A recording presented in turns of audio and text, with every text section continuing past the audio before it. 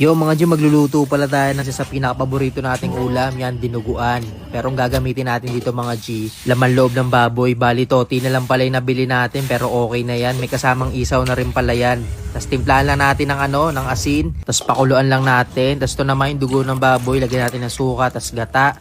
Yan sa mga magtatanong kung bakit may gata, yan Bicol version to mga G.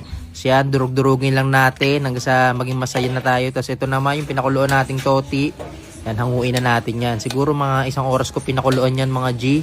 Pati itong isaw. Sa mga magtatanong kung bakit toti yung gagamitin ko dito sa dinuguan. Yan na lang kasing available sa palengke. Anong oras na rin kasi ako ng malengke. Banda hapon na. Kaya no choice talaga tayo mga G. Mas okay sana kung madaling araw yan para kompleto pa rin yung pyesa.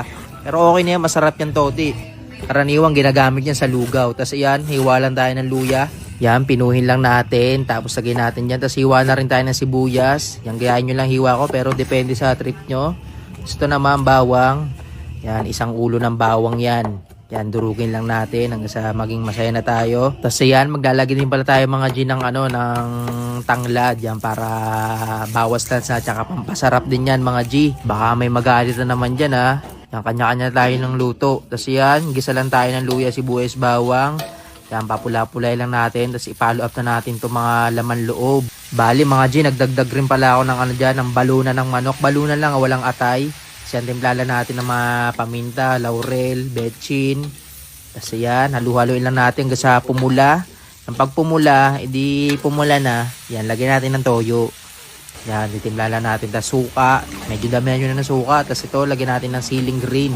Mas masarap sana to mga G, mas maraming siling green para mabango, tsaka medyo may anghang din.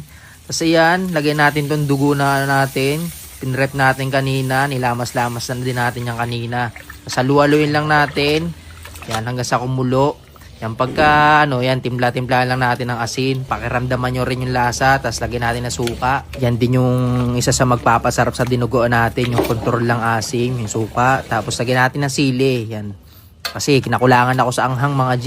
Tapos pigaan lang natin ng kalamansi. Yan, control lang. Yan kasi nawawala yung asim pagka kumukulo eh. Kaya habol-habulan lang natin. Tapos yan, mukhang okay na yan. Lagay na natin sa kanin yan mga G. Yan, tikman na natin yan. First bite mga G. Ayun talaga, na-finish na mga G. Iba pa rin talaga yung lasa ng dinuguan ng mga Bicolano. Lalo na pag may gata.